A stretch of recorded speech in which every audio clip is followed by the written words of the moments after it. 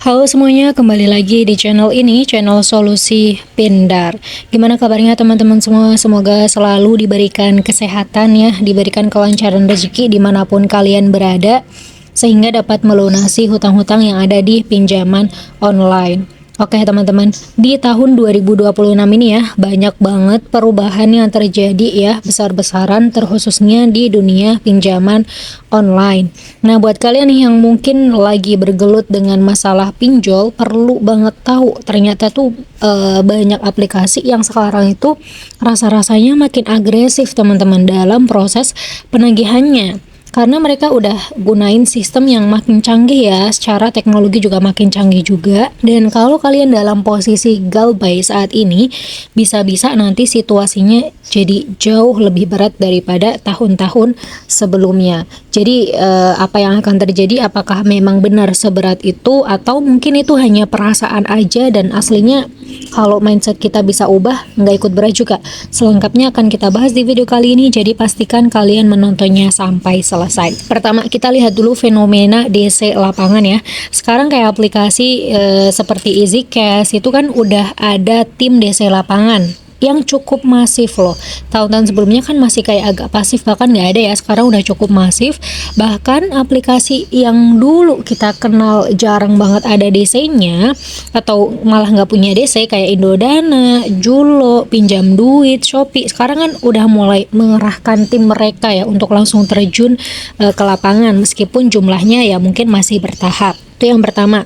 Yang kedua, di sini akan ada peningkatan teknologi. Ya namanya juga dunia digital udah makin maju, AI sekarang juga udah jadi tangan kanannya ini ya, tenaga manusia gitu.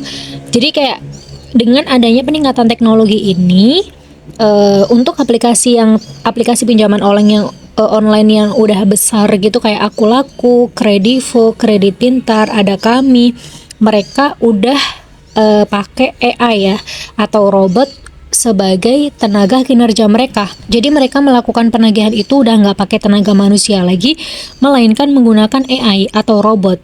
Jadi sebenarnya kalau misal kalian ditelepon nih, terus suaranya ya kayak robot, ya itu yang jawab bukan manusia teman-teman, itu udah terprogram kayak gitu. Sistemnya udah disetting.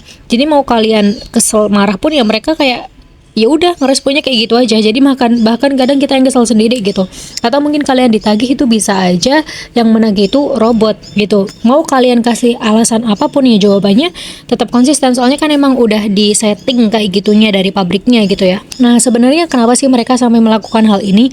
Ya karena dari pihak pinjaman online itu sendiri pengen segalanya itu lebih efisien. Mereka udah mulai nih memperbaiki penagihannya, sistemnya udah mulai diubah ya, sekarang udah mulai robot, dan bahkan satu hari itu mereka bisa menagih bahkan sampai ribuan, dan itu nggak kenal capek, namanya juga robot AI gitu ya, dan bahkan menggunakan pihak ketiga agar penagihan itu tetap berjalan. Nah tapi kalian jangan panik dulu, bukan berarti dengan tenaga yang sangat banyak itu yang sudah mereka kerahkan kalian udah pasti didatengin, belum tentu teman-teman ya.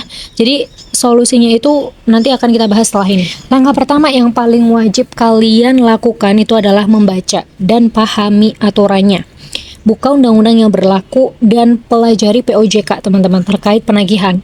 Ya ini nanti tujuannya itu bukan biar nambah-nambahin beban hidup kalian, masa sih udah utang masih harus belajar ini itu, enggak. Itu malah justru bisa menjadi tameng buat diri kalian sendiri. Biar nanti misal kalian langsung berhadapan dengan DC dan kalian mengalami hal yang nggak mengenakan, kalian tahu, oh ini udah melanggar batas nih, oh hak-hakku di sini udah nggak dilindungin ini, berarti bisa ini misal saya dokumentasiin untuk dibawa ke ranah yang lebih serius. Seperti itu sebenarnya bisa jadi tameng buat diri kalian sendiri ya. Kalian mulai nyicil untuk melindungi mental kalian, untuk mulai membangun sedikit demi sedikit rasa percaya diri kalian dengan pengetahuan yang bisa kalian cari sendiri di Google, di internet, di aplikasi AI sekarang juga udah banyak banget ya teman-teman, atau di TikTok gitu ya, atau kalian bisa mengikuti nih YouTube ini untuk mendapatkan informasi terbaru dan gimana caranya ketika menghadapi DC. Apakah harus gerusa-gerusu kah, atau harus kabur kah, nggak usah ditemuin aja, atau tenang. Nah yang paling benar itu adalah tenang. Ketika DC datang, kalian temuin aja, bersikap tenang aja. Kalau misal deg-degan banget, takut karena cerita yang beredar itu DC itu nyeremin, ya udah pura-pura tenang aja. Takutnya kalau misal DC-nya ini nggak bener ya, aku nggak bilang kalau semua desa itu nggak bener, nggak. Kan kadang ada ya satu atau dua oknum gitulah yang nggak bener. Misal mereka itu nggak bener, terus kalian itu kelihatan banget paniknya, bisa aja kepanikan kalian itu dimanfaatkan teman-teman. Nah, jangan sampai itu terjadi. Jadi sebisa mungkin kalian harus bisa mengendalikan situasi. Makanya salah satu caranya itu adalah dengan kalian membekali diri kalian dengan informasi dan aturan yang basic-basic aja. Kayak gitu, membaca dan pahami aturan hak-hak kalian itu apa aja, batasan-batasan dari debt kolektornya itu juga apa aja gitu. Jadi kalian kalau misal udah tahu aturannya ya, kalian jadi punya gambaran besar gitu loh harus bersikap bagaimana ketika berada di situasi tersebut gitu ya. Dan terakhir saya pengen banget ingetin satu hal, pokoknya jangan menyerah ya teman-teman. Kalian nggak sendiri, banyak yang lagi berjuang juga, banyak yang berada di posisi kalian juga, yang lagi sulit, yang lagi berjuang untuk melunasi hutang-hutang dipinjol, yang lagi gabai, bahkan banyak yang lebih sulit mungkin dari kalian. Jadi fokus aja untuk ningkatin skill yang udah kalian punya dan produktivitas harian kalian, karena secara kalau misal finansial kalian ikut membaik gitu ya, hutang ya pasti bisa dilunasin gitu kan. Misal hutangnya banyak ya, tambahin penghasilannya juga lebih banyak gitu. Jadi tetap semangat, ikhlas, pokoknya pasrahin semuanya ke yang di atas gitu ya. Jangan lupa berdoa, pasti ada jalan keluarnya teman-teman. Semoga video kali ini bermanfaat dan sampai jumpa di video selanjutnya.